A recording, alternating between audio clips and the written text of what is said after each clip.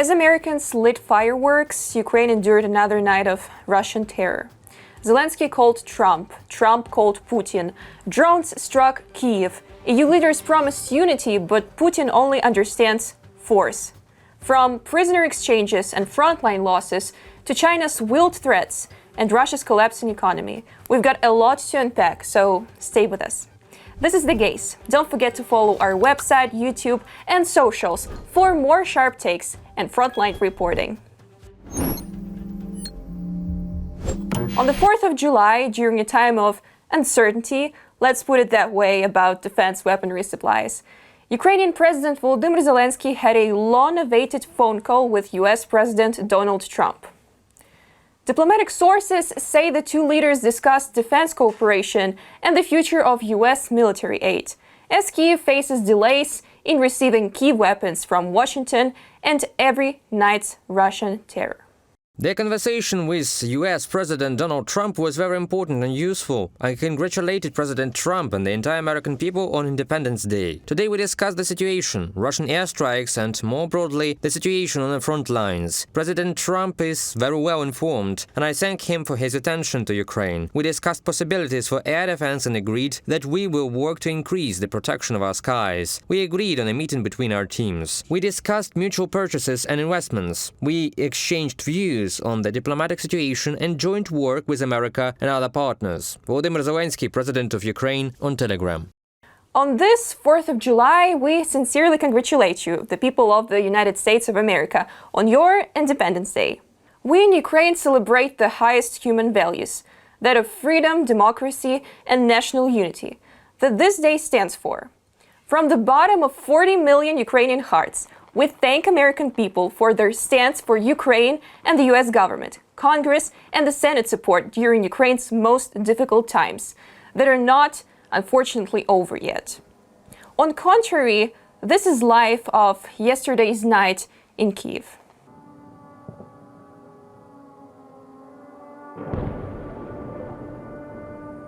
Fourth of July is the day when we all have a great opportunity to build something that is going to last for the generations to come. Peace.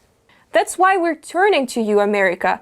Pick up the phone, call your senators and Congress members and tell them loud and clear, Ukraine needs weapons, now. Because the values we're defending, freedom, dignity, democracy, are the very ones written into your constitution. And after all, happy Independence Day. Washington continues to provide weapons to Ukraine. That's according to US President Donald Trump, who spoke to reporters at Joint Base Andrews in Washington. Trump also emphasized that support for Kyiv is ongoing, despite concerns about the depletion of US stockpiles. We haven't suspended supplies. We are giving weapons, but we have given so many weapons. But we are giving weapons and we are working with them and trying to help them. Biden emptied out our whole country, giving them weapons, and we have to make sure that we have enough for ourselves. Donald J. Trump, President of the United States. No country will be able to stop Ukraine on its path to the European Union. That's what President Zelenskyy said during a briefing with EU leaders. He stressed, however, that Ukraine obviously needs support to move forward. For her part, Danish Prime Minister Mette Frederiksen, whose country has just taken over the EU Council presidency, noted that Kyiv and Brussels are already working on the best way to move ahead. That's why we need support. And I think nobody can stop Ukraine in this way, any one country. And of course, it depends on unity in EU, such decisions. So from our side, we will do everything.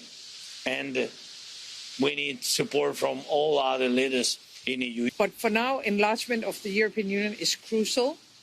Volodymyr has already spoken about how important it is for Ukraine. And I would like to add for the rest of Europe as well, because it will bring stability to the European continent, having Ukraine as a member. The concrete steps, I can't share that with you yet. Of course, we are thinking about what is the best way forward.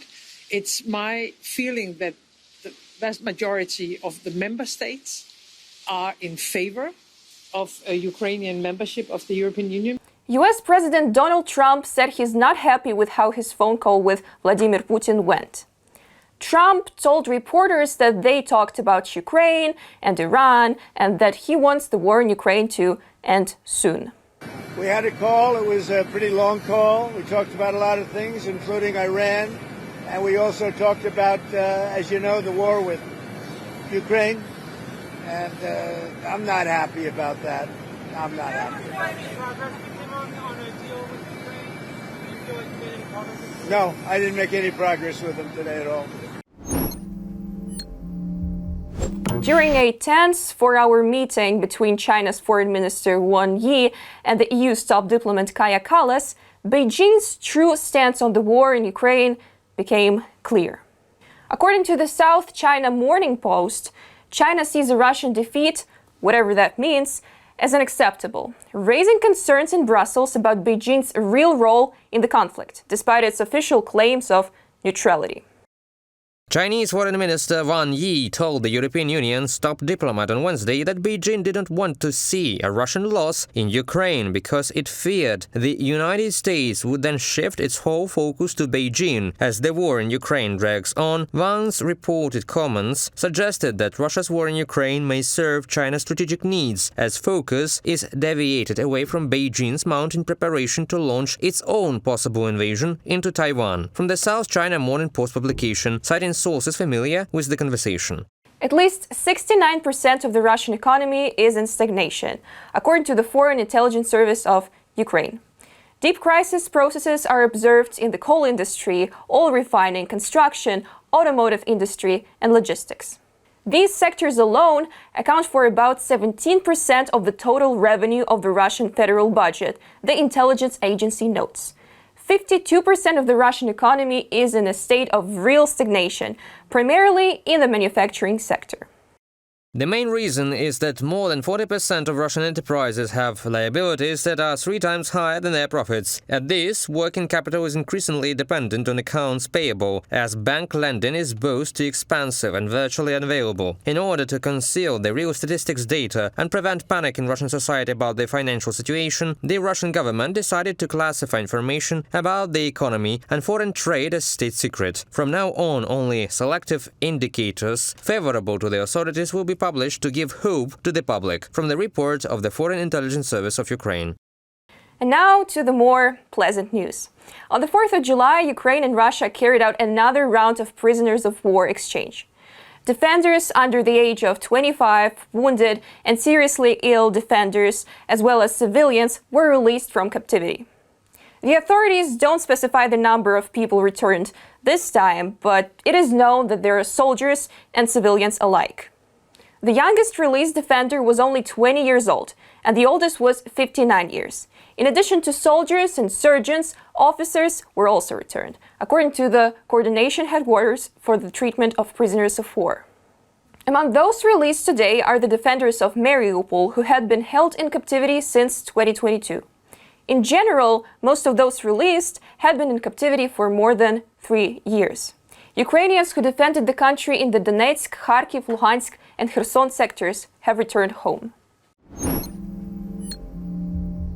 If it comes as a surprise to any, the war is no longer limited to Ukrainian territory.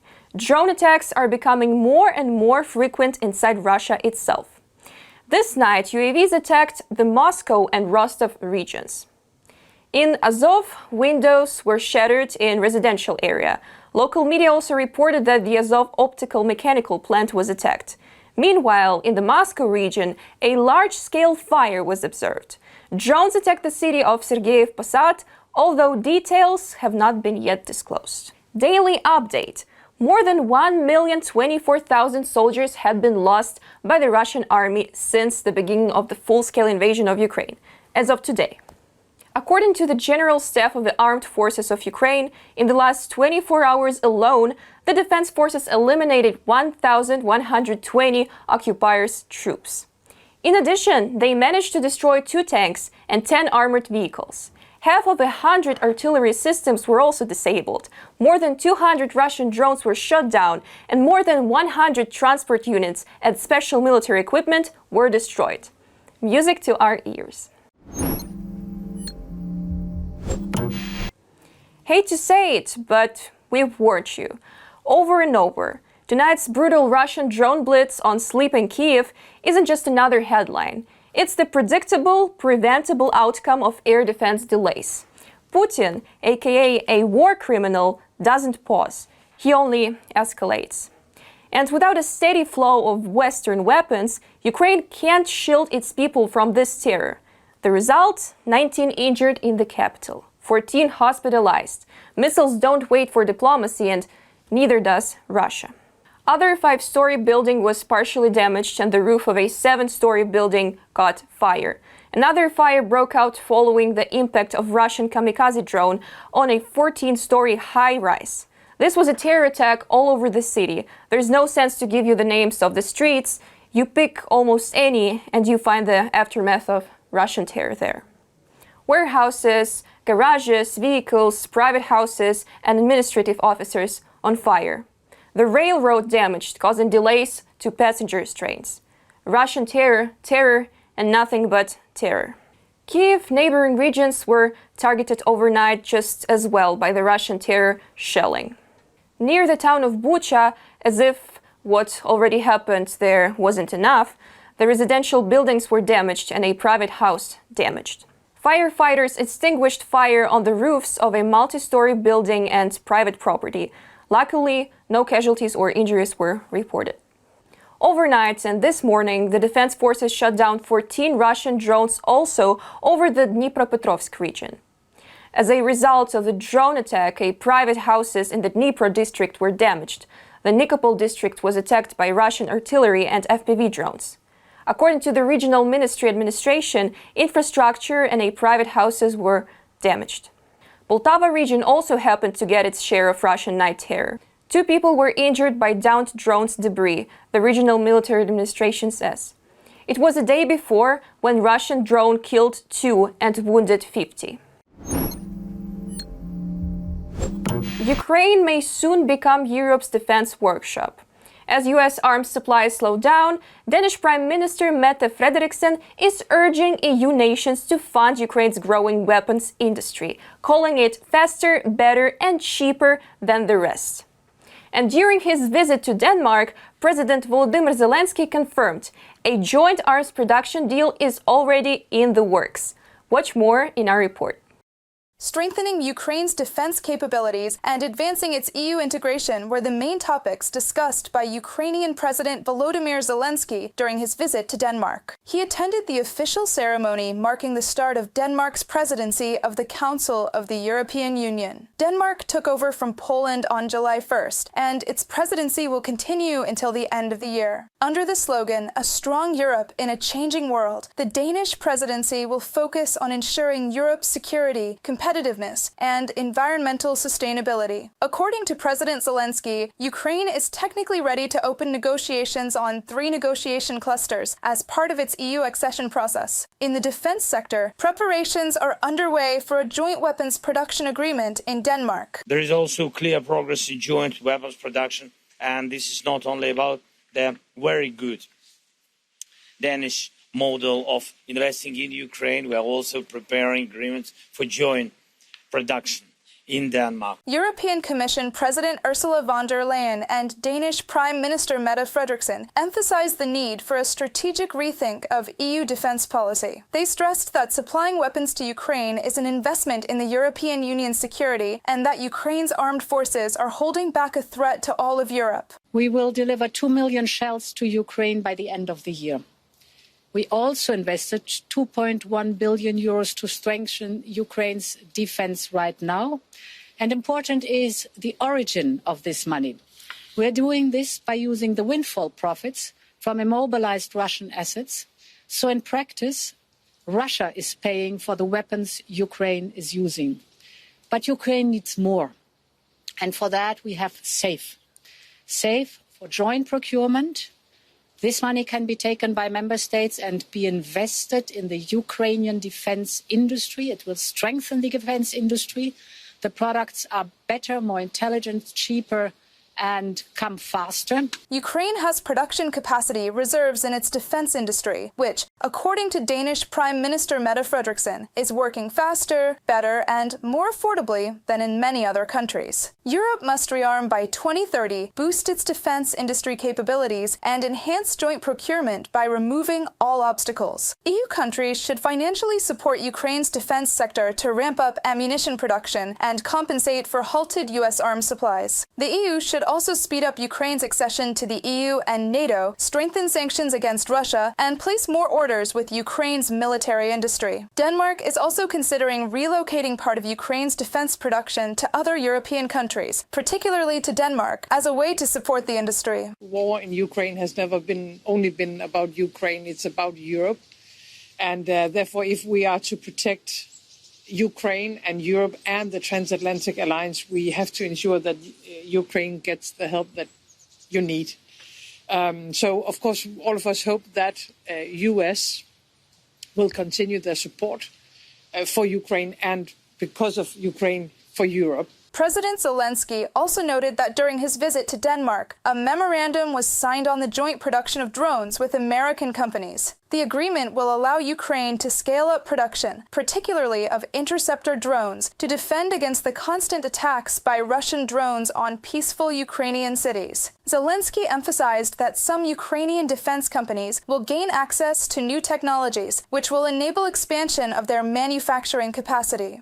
We've finally signed a very serious contract. We're counting on being able to take down a large number of Shahed drones. I believe this is a strong start. We also agreed that some of our manufacturing facilities will gain access to these technologies, which I think will speed up our ability to scale up production. Production of Ukrainian weapons in Denmark could begin as early as this fall, according to Danish Defense Minister Troels Lund Poulsen. At the NATO summit on June 24th, the defense ministers of Ukraine and Denmark signed an agreement, paving the way for joint production of Ukrainian weapons on Danish territory. Denmark is considered one of the initiators of the so-called Danish model, a military aid approach that involves investing directly in Ukraine's defense production. Reported by Victoria Smirnova, UATV News.